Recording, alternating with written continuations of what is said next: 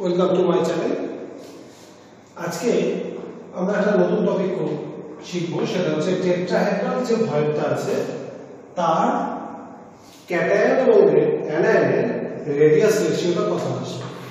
এবার আমরা গতদিন দেখেছিলাম ট্রায়াঙ্গুলার যে ভয়েডটা আছে তার রেডিয়াস রেশিও কত বের করেছিলাম না 0.155।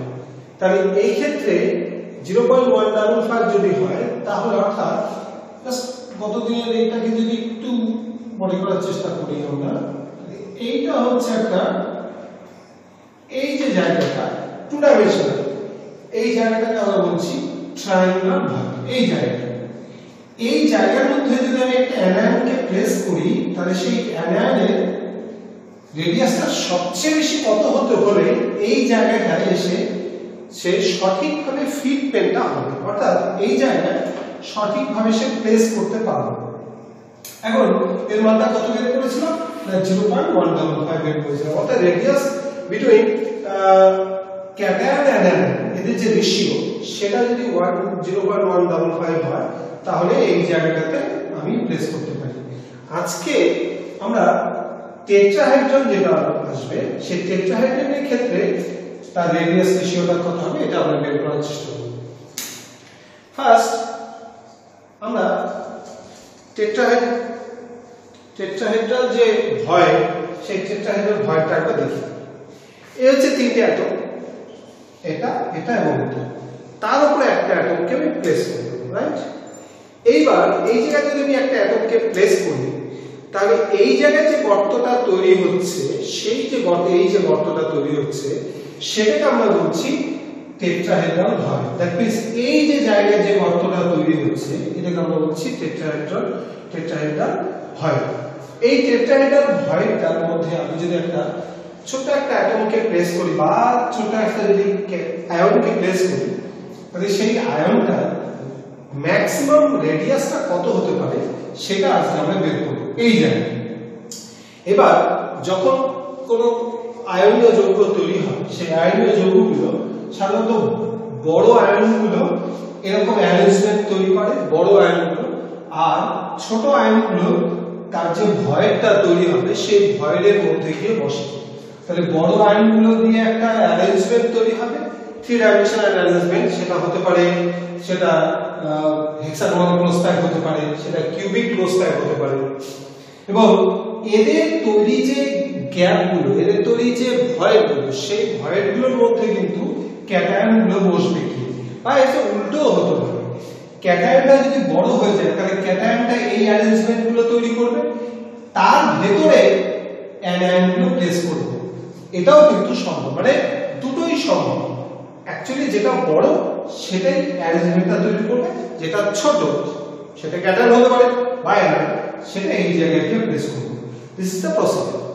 এবার এই জায়গায় যদি আমি একটা পরমাণুকে প্লেস করি তাহলে এর ভেতরে যে ছোট্ট একটা গর্ত তৈরি হলো সেই গর্তটার মধ্যে সর্বোচ্চ ব্যাসার্ধ কত হলে এই জায়গায় ফিটমেন্টটা সবচেয়ে ভালো হবে, সেটা ক্যাটায়ন হতে পারে। আমি ধরে নিচ্ছি ক্যাটায়নে এই জায়গায় ফিট করতে পারি, এবং এই ক্যাটায়নে ফিট করার জন্য আমি ক্যাটায়নের ব্যাসার্ধটা এই ক্ষেত্রে আমরা নির্ণয় করব। ওকে, এবার এটা করার জন্য আমাদের কি করতে হবে, একটু থ্রি ডাইমেনশনাল ব্যাপারটা একটু ভালো করে ভাবতে হবে। বলছি যে এটাকে যদি আমরা দেখি, এটা এই পরমাণুটা বা এই অ্যানায়ন, এটাকে যদি আমরা অ্যানায়ন ধরে নিই, দিস ইজ অ্যানায়ন, আর এর ভেতরে যেটা বসবে সেটা ক্যাটায়ন, এটাও অ্যানায়ন, এটাও অ্যানায়ন, এটাও অ্যানায়ন, এটাও অ্যানায়ন। এই তিনটা অ্যানায়নে কিন্তু অ্যাকচুয়ালি এইরকম একটা স্ট্রাকচার তৈরি হচ্ছে, ক্লিয়ার? এবার ভালো করে দেখবে, ব্যাপারটা হচ্ছে এরকম যে এই যে চারটে আমি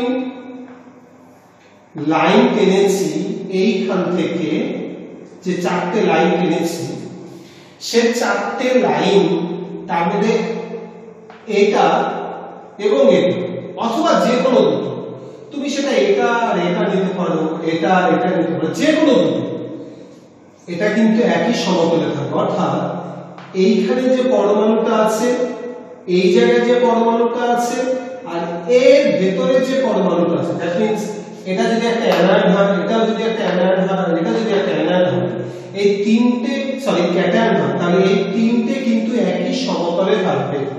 ক্লিয়ার? আর এই দুটো কিন্তু একটা থাকবে প্লেনের উপরে, আরেকটা থাকবে প্লেনের নিচে। রাইট? একটু দেখে নিই আমরা। সে এরকম যদি হয়, তাহলে ভেতরে যে ক্যাটায়নটাকে আমি প্লেস করব, সেই ক্যাটায়নটা মনে করো এই অ্যানায়নটা এবং এই ক্যাটায়নটা, এই তিনটে মিলে কি হলো, একই সমতলে থাকবে। এটা আর এটা একই সমতলে আছে। আর এই যে এটা আর এটা, এই দুটো সমতলের, এটা উপরে আর এটা কিন্তু সমতলের নিচে। ভালো করে দেখো, এটা এই অ্যানায়নটা আর মাঝখানে এটা, তিনটে একই সমতলে আছে। আর এই সমতলের উপরে হচ্ছে আমাদের এই জায়গায়, আর সমতলের নিচে হচ্ছে এটা। তার মানে আলটিমেটলি সমতলের উপরে একটা, নিচে একটা, আর সমতলে কিন্তু এই তিনটে, এটা আর মাঝখানে যে যাকে প্লেস করব সেটা। তাহলে আমরা যদি এইবার এটা, তাহলে এইখানকার এই যে নিউক্লিয়াসটা, এর নিউক্লিয়াস আর এর যে নিউক্লিয়াস, এই তিনটে নিউক্লিয়াসকে যদি আমি এবার দাগ দিই, তাহলে এবং এইটাকে যদি আমি এই জায়গায় একটা দাগ দিই, তাহলে কি হবে, অ্যাকচুয়ালি এইখান থেকে এটাকে যদি দাগ দিই আমি একটা, তাহলে এটা যদি আমি সংযুক্ত করে দিই, যোগ করে দিই, তাহলে এই দুটো কি, এই দুটো হচ্ছে এই অ্যানায়নটার ব্যাসার্ধ যোগ এই অ্যানায়নটার ব্যাসার্ধ।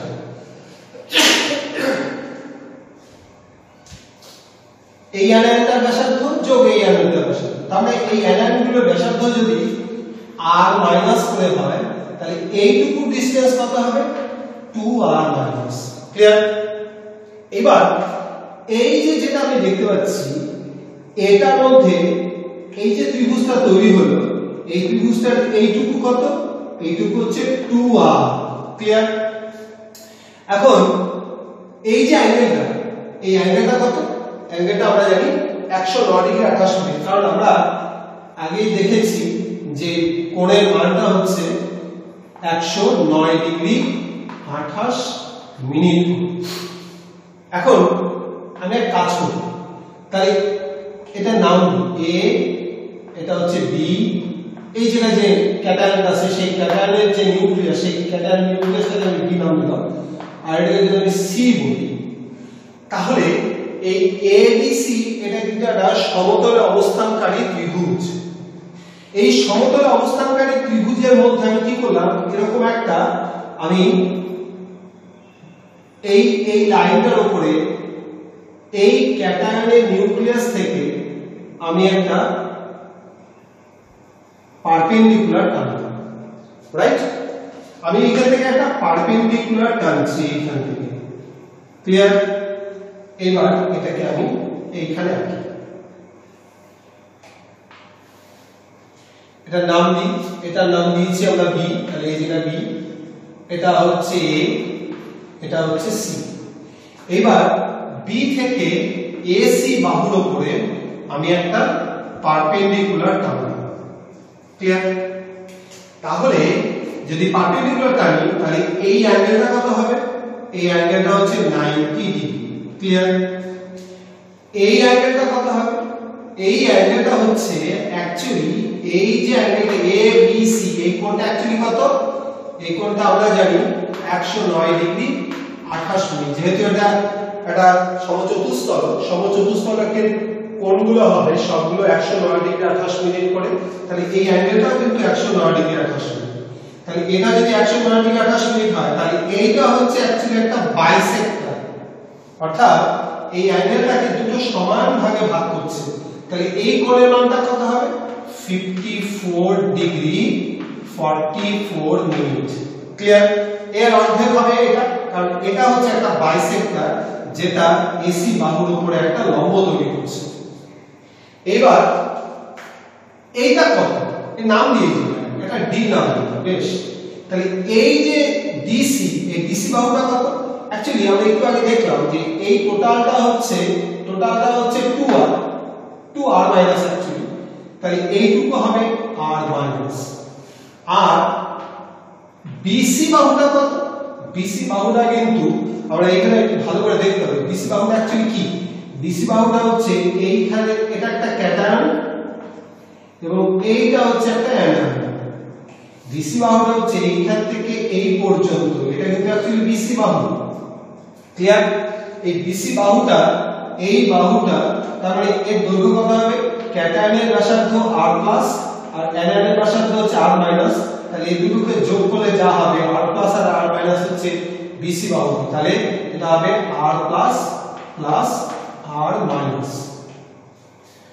বইয়ে যেভাবে দেওয়া আছে সেটা একটু কঠিন করে দেওয়া আছে, এটা বুঝতে তোমাদের একটু কষ্ট হবে, এই জন্য আমি এটাকে সিম্পলিফাই করে এরকম করে এনেছি, একটু ভালো করে দেখলে বুঝতে হবে। তাহলে এই যে বাহুটা, এই বাহুটা কিন্তু r প্লাস এবং r মাইনাস, আর এইটুকু কত? এইটুকু হচ্ছে r মাইনাস। তাহলে এই অ্যাঙ্গেলটা যদি হয় 54 ডিগ্রি 44 মিনিট, তাহলে এই ক্ষেত্রে আমরা কি কি জানি? আমরা জানি হচ্ছে লম্ব জানি আর হচ্ছে অভিভুজ জানি। তার মানে sin 54 degree 44 minute equal to লম্ব, তার মানে BC ডিভাইডেড বাই অতিভুজ কত? BC। Clear? sin 54 degree 44 minute equal to মানটা যদি বের করো দেখবে 0.8135 আসবে equal to BC equal to কত? BC ইকুয়াল টু হচ্ছে r মাইনাস আর BC হচ্ছে r plus plus r minus. Clear? এটাকে উল্টে দাও, উল্টে দিলে r plus plus r minus divided by r minus equal to 1 by 0.8135। এটা যদি করো সিম্পলিফাই করো তাহলে দাঁড়াবে r plus by r minus equal to 1 by 0.8135 minus 1 equal to, তুমি যদি ক্যালকুলেশন করো তো দেখবে এর মান হচ্ছে 0.225 এর মানটা পাওয়া যাবে। তাহলে খুব সহজ ভাবে যদি ক্যালকুলেশন করা যায় তাহলে এটা কিন্তু বের করা সম্ভব। তাহলে বলে গেল কিভাবে আসলে, জাস্ট আরেকবার একটু ই করে নাও যে এইখানে একটা অ্যাটম আছে, এইখানে একটা অ্যাটম, এইখানে একটা অ্যাটম আর এইখানে একটা অ্যাটম। এই 3-4টে অ্যাটম দিয়ে তৈরি করা যে টেট্রাহেড্রন, এই টেট্রাহেড্রনের এই অ্যাটমটা এটা কিন্তু আর এই যে ভেতরে যে ক্যাটায়নটা আছে এরা কিন্তু একই সমতলে আছে, আর এটা তার উপরে যদি থাকে এটা তার নিচে আছে। তাহলে এই অ্যাটমটা বা এই অ্যানায়নটা, এই ক্যাটায়নটা এবং এই অ্যানায়নটা তিনটে মিলে যে ত্রিভুজটা তৈরি করবে সেই ত্রিভুজটা দেখতে হবে এরকম। ক্লিয়ার? এবার এই অ্যাঙ্গেলটা কত? এই অ্যাঙ্গেলটা হচ্ছে 109 ডিগ্রি 28 মিনিট করে। তাহলে অ্যাঙ্গেলটা এই বি অ্যাঙ্গেল থেকে বি থেকে আমি একটা অ্যাঙ্গেল বাইসেক্টর এসি বাহুর উপরে একটা লম্ব আকারে রাখবো। তাহলে বিডি যেটা সেটা কিন্তু এসি বাহুর উপরে লম্ব এবং এই এবিসি কোণের সমদ্বিখণ্ডক। তাহলে এই কোণটার মান কত দাঁড়াবে? 109 ডিগ্রি 28 মিনিট কে 4 ডিগ্রি 44 মিনিট। এবার আমরা এটা এইটুকু জানি, এইটুকু হচ্ছে r, আর এইটা হচ্ছে অ্যাকচুয়ালি ক্যাটায়নের ব্যাসার্ধ আর অ্যানায়নের ব্যাসার্ধ যোগফল বিসি। যেটা ক্যাটায়নের ব্যাসার্ধ কারণ হচ্ছে বিসি বাহুটা অ্যাকচুয়ালি কি? বিসিটা হচ্ছে এই যে ক্যাটায়নটা আছে সেই ক্যাটায়ন থেকে ক্যাটায়নের নিউক্লিয়াস থেকে অ্যানায়নের নিউক্লিয়াস পর্যন্ত যে ডিসটেন্স সেটাই হচ্ছে কিন্তু বিসি বাহুটা। তাহলে ক্যাটায়নের নিউক্লিয়াস থেকে অ্যানায়নের নিউক্লিয়াস পর্যন্ত ডিসটেন্সটা কত? না r প্লাস আর r মাইনাস এর যোগফল। জাস্ট এটা সিম্পল ক্যালকুলেশন করলেই 0.225 পাওয়া যাবে। তাহলে এই জায়গায় আমি যদি একটা ক্যাটায়নকে প্লেস করতে চাই তাহলে ক্যাটায়ন এবং অ্যানায়নের রেশিওটা ইট মাস্ট বি 0.225 কিংবা তার একটু বেশি হতে হবে। ক্লাস 11 এর বইতে রাসায়নিক বন্ধন যে চ্যাপ্টারটা আছে সেই চ্যাপ্টারের মধ্যে দেখবে একটা রেঞ্জ দেওয়া ছিল রেঞ্জটা হচ্ছে যদি দেখবে এরকম একটা রেঞ্জ দেওয়া ছিল, যদি সরল রৈখিক হয়, সরল রৈখিকের ক্ষেত্রে 0.0 থেকে 0.155 হলে এটা হচ্ছে সরল রৈখিক, মানে লিনিয়ার। আবার 0.155 থেকে 0.225 এটা হচ্ছে এই পর্যন্ত হচ্ছে ট্রাইগোনাল। অর্থাৎ এটা স্ট্রাকচারটা কিরকম হবে, এখানে অ্যানাল, এখানে ক্যাটায়ন, এখানে অ্যানাল, এরকম। আর এটা স্ট্রাকচারটা কিরকম হবে, এইখানে একটা ক্যাটায়ন, এখানে একটা অ্যানাল, আর এর ভিতরে একটা ক্যাটায়ন, এরকম হচ্ছে স্ট্রাকচার। ক্লিয়ার?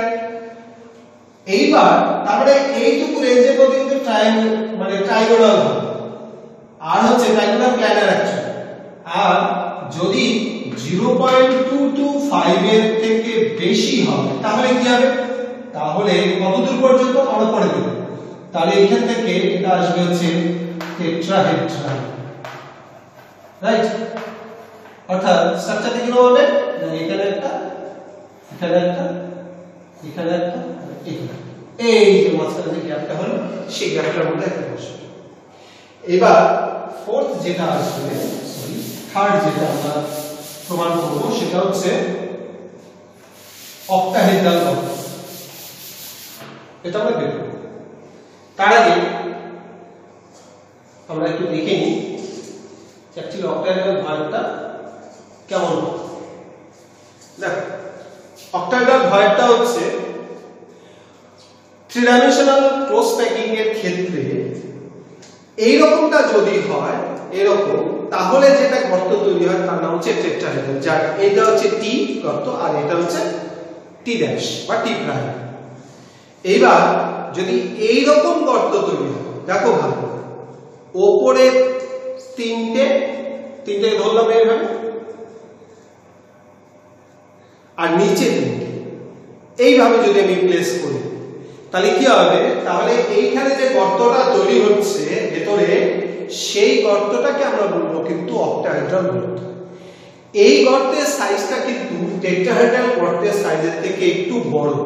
এটাই আমরা প্রমাণ করবো যে অ্যাকচুয়ালি কত বড় সাইজের ক্যাটায়নটা এই জায়গায় অর্থাৎ আমি রাখতে পারি, বা ক্যাটায়ন অ্যানায়নের রেডিয়াসটা কত হলে এরকম অক্টাহেড্রাল গর্তের মধ্যে সেই ক্যাটায়নটা আমি প্লেস করতে পারি।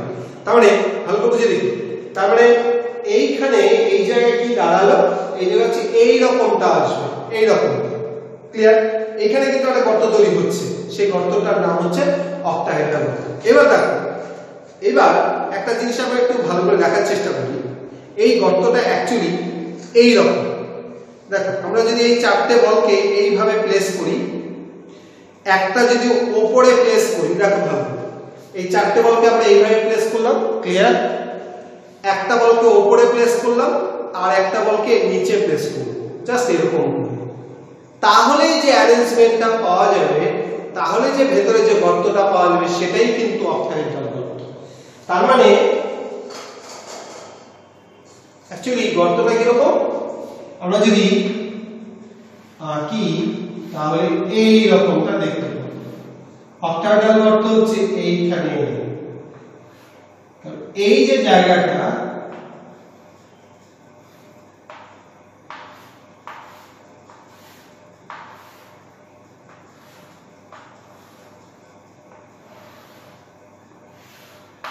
এই যে জায়গাটা তৈরি হচ্ছে এইটাই কিন্তু অক্টাহেড্রাল গর্ত। ঠিক আছে? অর্থাৎ এই যে অষ্টতলকীয় ফাঁকটা যেটা তৈরি হচ্ছে, তাহলে এইখানে একটা অ্যাটম থাকবে বা অ্যানায়ন, এখানে একটা অ্যানায়ন, এখানে একটা অ্যানায়ন, এখানে একটা অ্যানায়ন, এখানে একটা অ্যানায়ন, এই দ্বারা তৈরি যে গর্তটা সেটাই কিন্তু অক্টাহেড্রাল গর্ত। ক্লিয়ার? এবার এটাকে একটু সহজভাবে যদি করা হয়,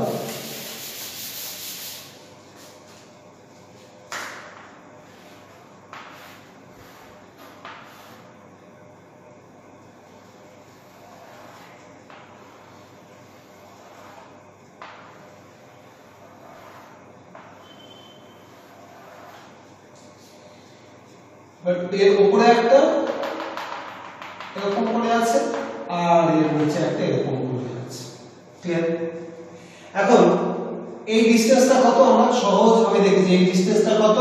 এটাকে যদি সব অ্যানায়ন যদি হয়, এগুলো যদি অ্যানায়ন হয় তাহলে এই ডিসটেন্সটা হচ্ছে 2r মাইনাস, আর এইটুকু কত, এইটুকু হচ্ছে r মাইনাস, তাহলে এইটুকু ডিসটেন্স হচ্ছে 2r মাইনাস। এইটুকু কত, এটাও 2r মাইনাস, এটাও 2r মাইনাস, এটাও 2r মাইনাস। ক্লিয়ার?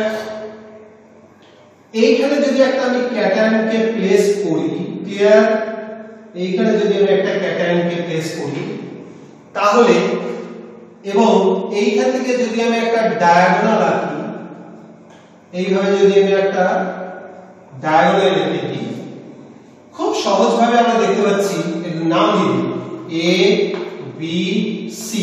ক্লিয়ার? এবার এইখান থেকে এইটুকু, এইটুকু আমরা জানি, এইটুকু আমরা জানি, এইটুকু কত, এটাও 2r, এইটুকু আমরা জানি। কিভাবে? কারণ এই ডিসটেন্স অ্যাকচুয়ালি কত, এই ডিসটেন্সটা হচ্ছে এই অ্যানায়নের ব্যাসার্ধ, এই ক্যাটায়নের অ্যাকচুয়ালি ডায়ামিটার মানে ব্যাস, আর অ্যানায়নের আবার ব্যাসার্ধ।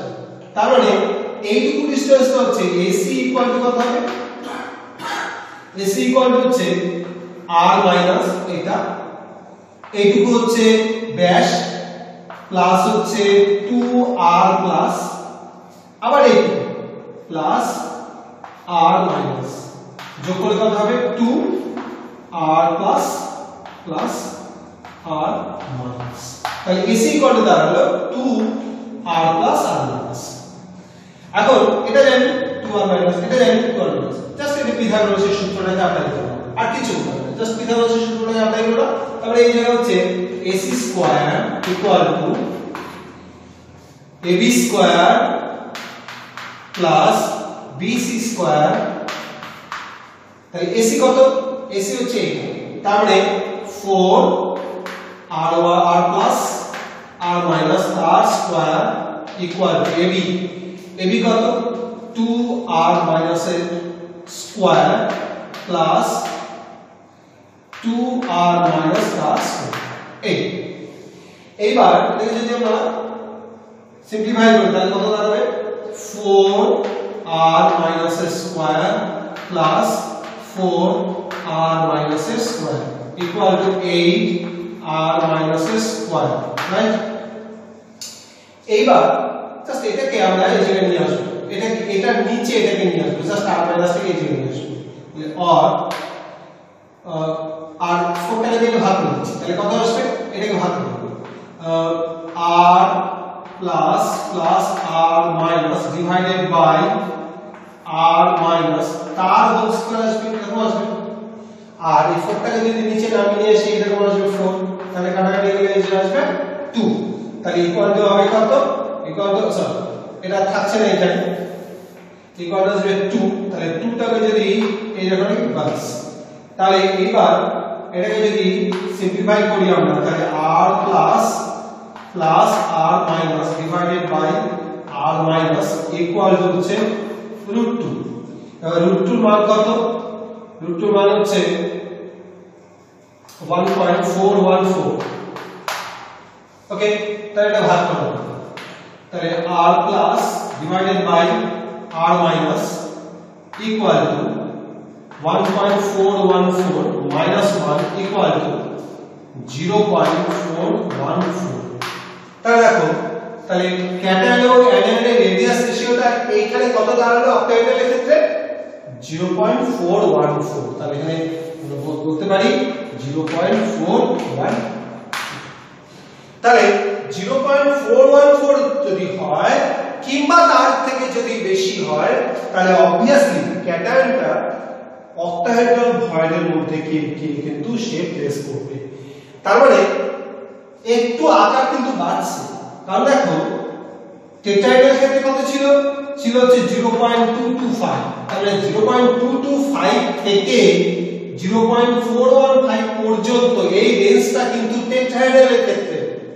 আবার তার থেকে বড়, তার থেকে যদি বড় হয়ে যায় যদি ক্যাটায়নটা, তাহলে কিন্তু সেটা অক্টাহেড্রাল ভয়েডের মধ্যে গিয়ে প্লেস করবে। তার মানে এটা কিন্তু এক্স্যাক্টলি 0.414 হলেই যে হবে তা না, রেঞ্জটা একটা রেঞ্জ আছে, একটা পাল্লা আছে, তার মানে 0.225 থেকে 0.414 পর্যন্ত হচ্ছে টেট্রাহেড্রাল, আর 0.414 থেকে পরের ধাপ পর্যন্ত এটা হবে অক্টাহেড্রাল। ক্লিয়ার?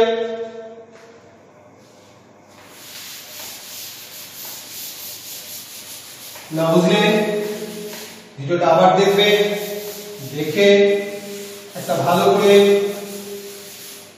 লিখবে, লিখে নোট করে নেবে, তাহলে বুঝতে পারবে। এবার আমরা দেখব ঘনকের ক্ষেত্রে। ঘনকাকার মানে হচ্ছে সিম্পল, যেটা simple cubic structure, simple cube. মনে করছে সবার কিউবের স্ট্রাকচারটা একবার ভাবো।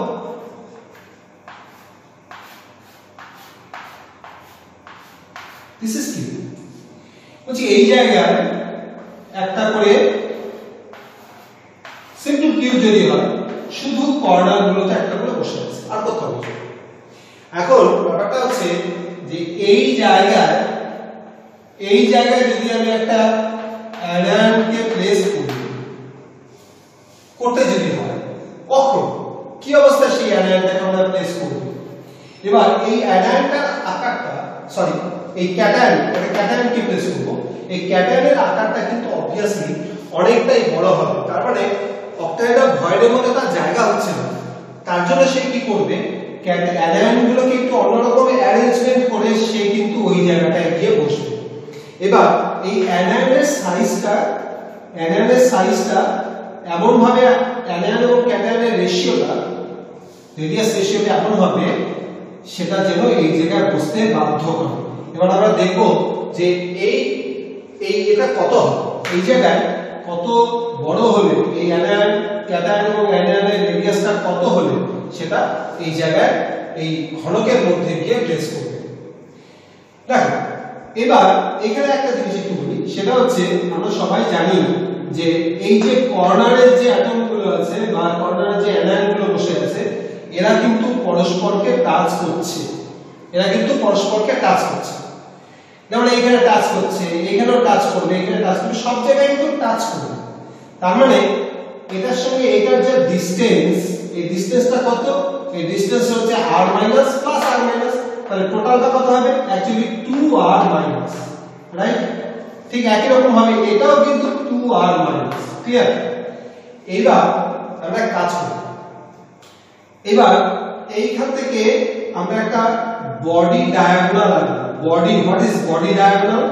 বডি ডায়াগোনাল হচ্ছে, দেখো বডি ডায়াগোনাল কোনটাকে বলছি, এই একটা অ্যাটম, এই যে একটা অ্যাটম আছে, এই অ্যাটম থেকে এই অ্যাটম পর্যন্ত যদি আমি একটা ডায়াগোনাল আঁকি, এখানে যদি একটা সরলরেখা কল্পনা করি, তখন যেটা হবে সেটাকে আমরা বলবো বডি ডায়াগোনাল। আর ফেস ডায়াগোনাল কাকে বলছি, দেখো এইটার থেকে যদি এই পর্যন্ত যদি আমি একটা ডায়াগোনাল আঁকি, একটা যদি লাইন অ্যাড করি, তখন যেটা আসবে সেটাকে আমরা বলবো ফেস ডায়াগোনাল। আর এইখান থেকে যে ভেতরের দিক থেকে যদি আমি অপোজিট অ্যাটমের মধ্যে বা অ্যানায়নের মধ্যে বা ক্যাটায়নের মধ্যে যদি আমি একটা সরলরেখা আঁকি, তখন তাকে আমরা বলবো বডি ডায়াগোনাল। ক্লিয়ার? এবার এইখানে আমরা এইখান থেকে এইটুকু একটা লাইন কল্পনা করব।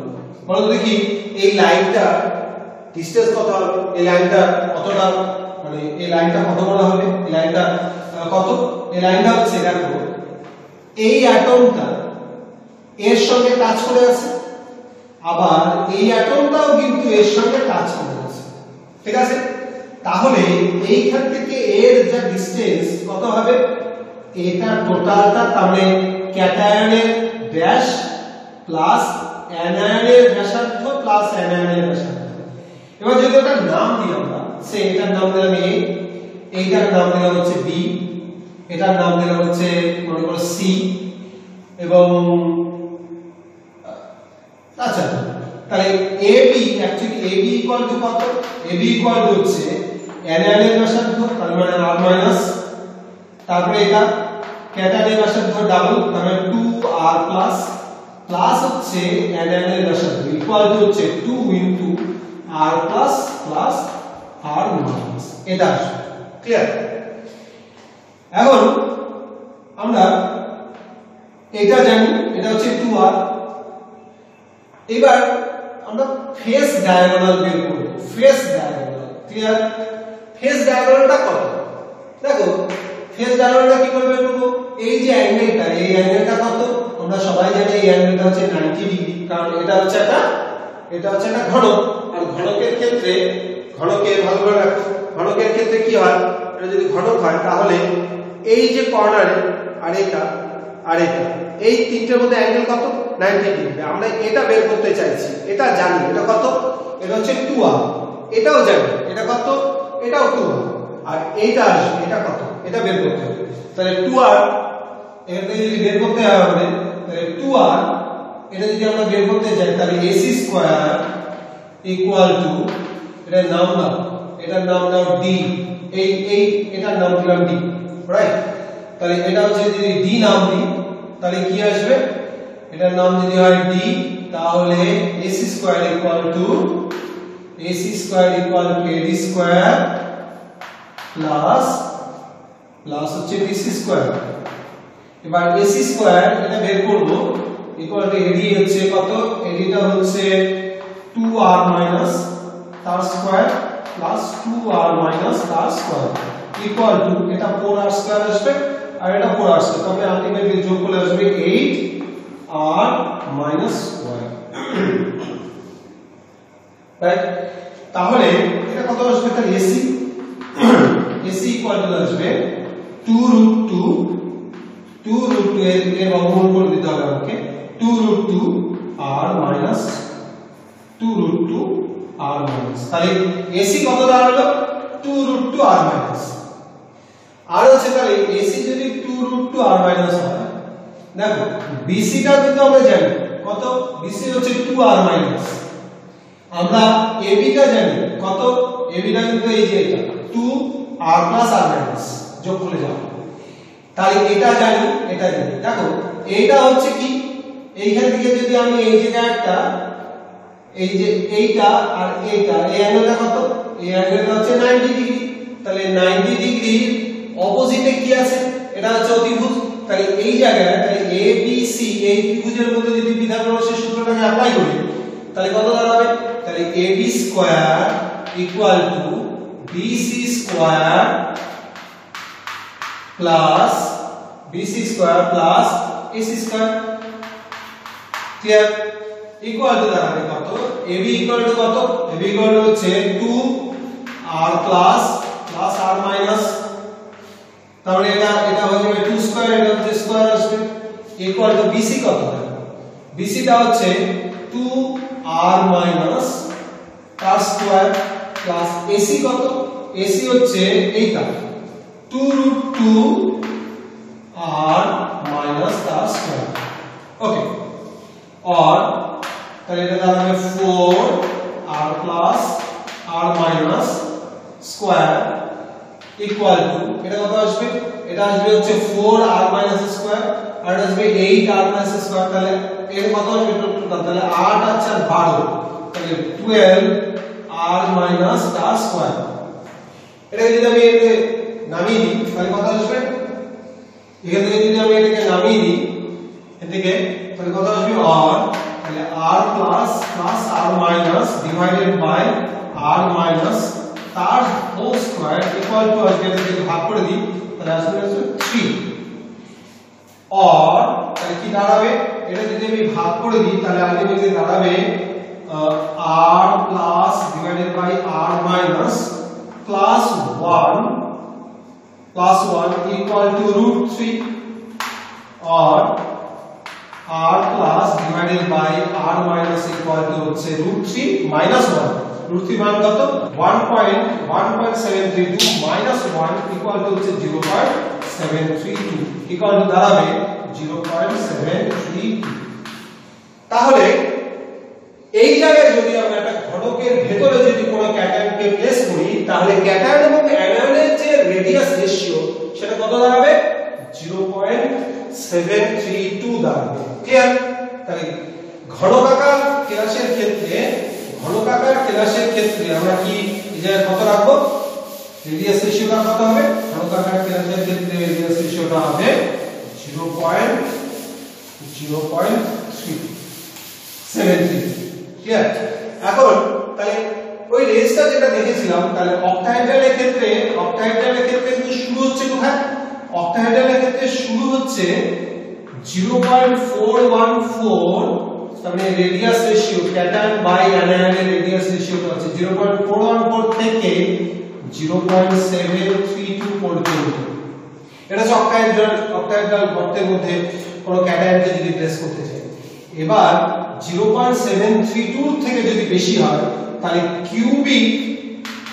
কিউবিকের ক্ষেত্রে 0.732 থেকে কত দূরত্ব সেটাই চাষ করতে হবে যদি 1 হয়ে যায় 1 পর্যন্ত ম্যাক্সিমাম কত হতে পারে 1 এর বেশি আর কখনোই হতে পারে না এবার 1 এর থেকে যদি বেশি হয় ক্যাটায়নটা কিন্তু ওই ঘন সন্নিবেশ তৈরি করবে অ্যানায়নটা সেই ঘন সন্নিবেশের ভেতরে কিন্তু প্লেস করবে রাইট তার মানে 0.732 থেকে 1 পর্যন্ত এটা কিন্তু কিউবিক স্ট্রাকচারের মধ্যে পড়বে এই যে আমরা যে রেঞ্জগুলো দেখলাম এটা মেইনটেইন করে কিন্তু ক্যাটায়নগুলো অ্যানায়নের তৈরি ক্লোজ স্ট্যাকের মধ্যে গিয়ে কিন্তু ওই জায়গায় প্লেসড হয় ক্লিয়ার